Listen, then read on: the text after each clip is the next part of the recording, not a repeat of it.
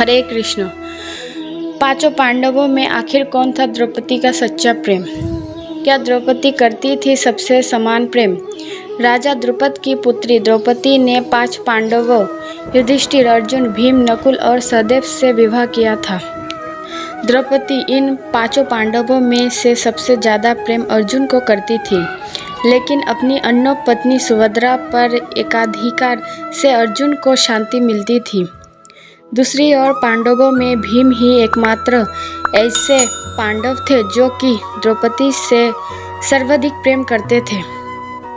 द्रौपदी को इस बात को लेकर कष्ट होता था कि अर्जुन अपनी अन्य पत्नियों सुभद्रा, उलूपी, चित्रांगदा से प्रेम व्यवहार में व्यस्त रहते थे। युधिष्ठिर और द्रौपदी का संबंध धर्म से था। अनुकूल, सहदेव छोटे थे, अतः उन्हें बाकी भाइयों का अनुसरण करना होता था। इन सबके बीच भीम ही ऐसे व्यक्ति थे जो कि द्रौपदी से बहुत प्रेम करते थे, जिसे उन्होंने कई प्रकार से प्रदर्शित भी किया, लेकिन इसका एहसास द्रौपदी को बहुत बाद में हुआ।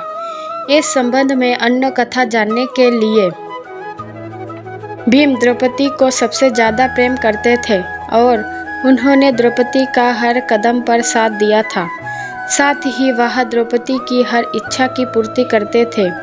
कुछ उदाहरणों से यह जाना जा सकता है, जैसे भीम ने कुबेर के अद्भुत उद्यान के द्रौपदी के लिए दिव्य सुगंध वाले पुष्प लाए थे।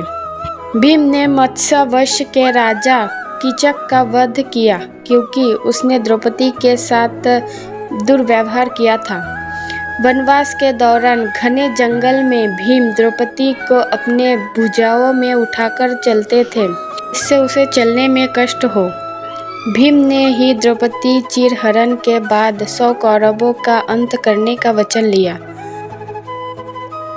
अज्ञातवास के दौरान जब रानी सुदेशना की दासी बनना पड़ा तो भीम को अपार कष्ट हुआ। महाभारत युद्ध के 14वें दिन भीम ने ही चिरहरण करने वाले दुशासन का वध कर उसके सीने का रक्त द्रौपदी को केश धोने के लिए दिया। इससे ही 15 साल बाद द्रौपदी ने पुनः अपने केश बांधे।